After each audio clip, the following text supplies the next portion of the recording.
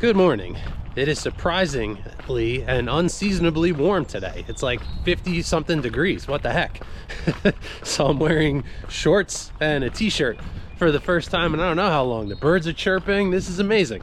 So I'm going on a first run today in the Hoka Cielo X1. Now, not the Hoka Cielo X1 2.0, the shoe that just came out. That one was on my radar and I was looking into it and I saw some other reviews of that shoe and I saw that they moved the cutout to the inside of the shoe from the outside of the shoe and that the foam was made softer, and those are two things that I don't like from a stability standpoint. So I wanted to see if I can get the one on sale. Hoka is very stingy with their shoes. They don't offer any first responder discounts. Most brands do. I was able to get these from a website. I'll put it in the comments here where they gave me like 15 or 20% off or something. But going for the first run today, I have a couple miles at easy pace and then I think 8 miles at marathon goal pace and then a cool down. So I really want to try and see if these could be a good choice for a marathon shoe for me. So I don't have to keep using the Adidas Adios Pro 3 every time. One thing, the Adios Pro 4, which I reviewed on this channel, I think they made a lot of really good upgrades. They made the shoe lighter, bouncier, faster, but also much more unstable. That foam is very soft and compressive. So for somebody my size, it just really doesn't work for me over a longer distance. I can immediately feel that the PEBA foam that's in this shoe is firmer, which is what I prefer. This also does have a more pronounced rocker, it feels like, than the Adidas shoe. So we'll see how this goes today. One thing that's been much reported on with this shoe that I should mention as well is everyone has said how terrible the laces are that come with this shoe. So I didn't even bother with them at all.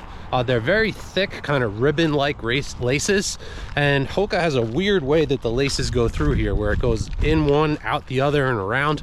I'll show like a couple pictures of what that looks like when I relaced it. But basically I took the like fluorescent color laces that actually match this shoe perfectly from my Nike Vaporfly 2s that I don't really use anymore. So they made a nice donation to this shoe. I have the matching laces there. And I think everybody should just put these laces on every shoe. I don't think Nike has a patent on these. I saw on Amazon's website they have like fake ones in a million colors. So yeah, I like these laces with the teeth. Are you like me where no matter which direction you run, the wind just seems to blow in your face? Why is it never at my back? Well, a lot of good things to report so far, actually. I'm just over 7 miles in, like 53 minutes. So I'm running about 7:33 mile pace. I was supposed to warm up at a slower than 8-minute pace, but again, hard to do, super shoe. So those first 2 miles were a little faster than they should have been. And now I'm trying to hold my marathon goal pace of 7:37, which would be a 3:20 marathon for 8 miles. And so far I'm under that pace. I'm actually running a little bit faster than my goal pace, which is good. Some things I'll say about the shoe: I really like the fit of the upper. There's enough volume in the toe box there where I would feel comfortable wearing these for a marathon. It doesn't seem like it would be a very breathable upper though. It's kind of a weird knit, but I'm not that concerned about that. I think swapping the laces to the Nike laces made a huge difference. I was immediately able to get a good lockdown using these laces. So I find the upper has enough room in it. It's comfortable. These fit me in a 12. I didn't have to go up to a 12.5. So I'd say these shoes are true to size. Things I'm getting from these two: a lot of stability from this shoe. It's stable in the heel. It's not too soft, but it has a decent amount of squish and bounce. The rocker of this shoe is very nice. It has a very pleasant roll to it. I'm trying to get away from all these cars. That's a little better. But the plate in these is not that present. It doesn't feel like a super explosive shoe. But to be honest, that's kind of more what I'm looking for in a marathon shoe: is comfort, stability, a little bit of bounce and propulsion, but not too stiff, not too aggressive. And this is kind of checking all those boxes right now. So is this my next marathon shoe? Maybe. I'm gonna have to do a run where I compare this right up against the Adios Pro 3 and see how those two go run after the other. I definitely ruled out the Pro 4 for its foam being too soft. The Puma Deviate Elite. I really love that shoe also for running fast, as well as the Asics Metaspeed Edge Paris, but I feel like all three of those shoes are too narrow, too unstable, really better for shorter distances for me, or maybe for a lighter, faster runner to use for a marathon. But for me, I need a little bit more stability, a little bit less of that aggressive rocker. And this one has a really pleasant roll to it, a nice bounce, kind of perfect at my marathon goal pace. So again, if I was going to try and run under a 3-hour marathon, this is not the shoe for that. It's a little bit heavier than some of those other ones. If you're a light, sprightly runner, you could probably do better with the Adios Pro 4 or the Vaporfly or a shoe like that. But for people looking for a more stable shoe, where you're going to be running a marathon slower than 3:30 and be on your feet for long, this is going to be a comfortable shoe that's going to help you with that. So, have I found my next marathon shoe in the Hoka Cielo X1? Maybe. I'm not sure yet. I still need to do some more runs. I really want to compare this directly with the Adios Pro 3, running in one shoe and then the other, to see how they feel right up against each other. Some things that really stand out with this shoe: it's very comfortable for a super shoe. This upper has a decent amount of volume in it. I think it'll fit a lot of people's feet well. It does have a gusseted tongue that stays in place. And how well do these Nike laces match this shoe? It's like the perfect color. It's even got the orange on the top to match that. So I'm proud of myself with that lace switching. So other properties of this shoe: the rocker in this is very nice. I think this would be good if someone's a heel striker as well as a midfoot or forefoot striker. It has enough cushion in the heel there.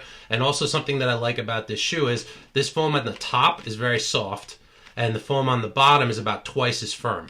So that helps with the stability that you're getting from this shoe. So you get the softness from the top layer, the propulsion from the plate, and then some more stability from that firmer foam on the bottom.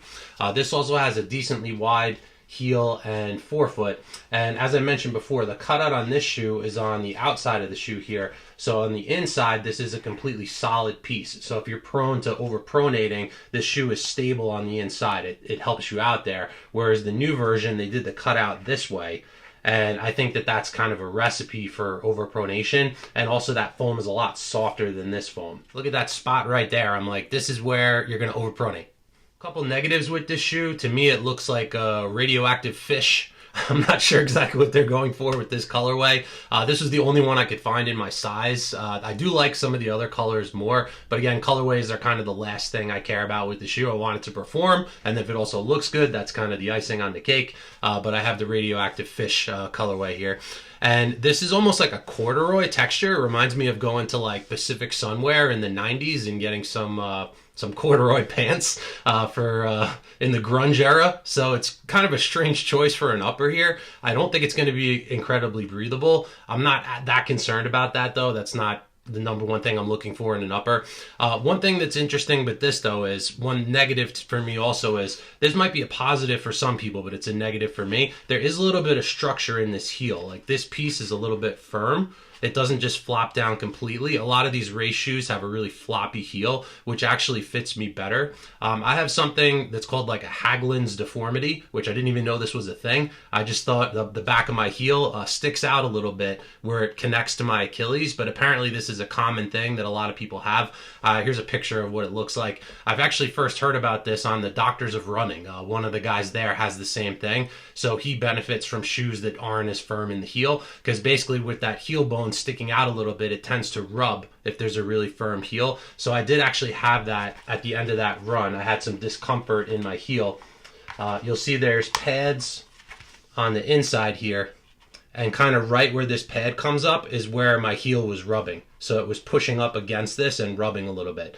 So one thing I usually do too is I'll wear like a padded Band-Aid over that so it doesn't rub as much in the shoe. But I think with this one I might need two, so it goes up a little higher, because the fact that the heel is a little bit firm and that with placement of that pad is like right in the place where it wants to rub. So that might be an issue that's pretty unique to me, but it was something that I felt in this shoe towards the end of the run that I should have done a better job of securing that area. I just noticed the plethora of super shoes behind me, and I'm thinking one thing I should probably do is maybe do like a matrix kind of breakdown of all these, like which way they skew one way or the other and who I think they would be best for. So that might be a video that I do soon, but I put three of them right up on top there. That's the Adidas Adios Pro 4, the Asics Metaspeed Edge Paris, and the Puma Deviate Elite 3. And those three, I think, are the three fastest shoes that I own. They will all destroy this one in a 1 mile race, in a 5K race. But the big difference between this and the Adios Pro 3 and those ones is these ones are much better for me for longer distance and for a marathon. I wouldn't want to run a marathon in any of those three shoes. For a lighter, smaller, faster runner, those could all be amazing for a marathon. But for me, again, being 6'4", 230 pounds, I need more stability. One of the weaknesses with all three of these, to me at least, is the width of the heel. You can see how narrow the heel is here. Also on the Puma shoe, this one's a little bit wider, but these two specifically are very narrow in the midfoot and heel, and especially with this Adios Pro 4, this foam is so soft and compressive, it's just really not good for me from a stability standpoint. Now in a race like a 5K where I'm running faster and doing more of a midfoot to a forefoot strike, more up on my toes, really doesn't matter with those shoes. Those all feel fantastic. They're lighter and much faster than this shoe. I would even say with the Hoka Rocket X2, this is also a much faster shoe than this one, but I think of this almost like this is the Vaporfly, this is the Alphafly if you're looking at Nike shoes, where I find the Vaporfly kind of falls in that camp where it's lighter, faster, a little bit more narrow, better for those shorter distances, but I wouldn't want to take it for a marathon. So I think of the Hoka Super shoes, this one's really the 5K to half marathon shoe, and this is the marathon shoe. This one's a little bit lighter, it's more explosive, it feels faster. I like the upper of this shoe better. It's more of that traditional race day upper where it's see-through. This also has the completely collapsible heel, so the fit of this one I like better than this one for sure, but the way that they feel, I can run faster in this one over shorter distances, but it feels a little bit more stiff, a little bit less compressive, a little bit less cruisy. This one goes on the side of being more cruisy, less fast, but more comfortable, and you really feel that rocker in this shoe where the foam wants to sink you in and kind of help you glide along at your marathon. So I would kind of group those four shoes in more of a similar area, where the three on top specifically for shorter distances, this one's kind of bridging the gap between the short distance and long distance. And then I have a couple shoes here that I think are really the marathon specific shoe. New Balance SC Elite, big stack, squishy foam, big cutout in the bottom here, very wide landing area in the forefoot and the heel. So this one also feels very stable as far as these shoes go, but it's more on the heavy side. There's plenty of room in the toe box, so if you have a wider foot, you're a larger runner, this is a super comfortable shoe, but it's heavy and it doesn't feel propulsive to me. This is one where it kind of makes you land in this area. It's hard to get over to the toe, just the shape of it. There's so much stack in the midfoot to the heel. So to me, this shoe is great for long runs, or if someone was going to run a slower marathon, you're not really pushing the pace, this is going to be super comfortable to get you to that finish line. But if I'm going for a personal best, there's no way I'm going to wear this shoe. So that's where I think this kind of bridges the gap a little bit. This feels faster, it feels more propulsive than the New Balance. And my big question now is, what about this one?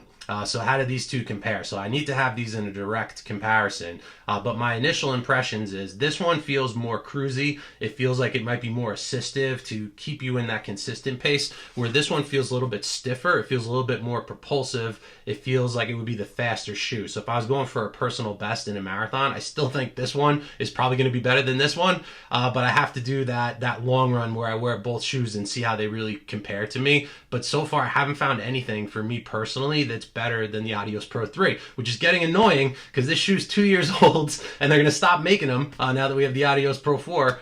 So hopefully, I'd said before too, I just wish they'd put the upper from that shoe on this midsole, and then I'd have my dream marathon shoe. But I'm going to keep looking for it.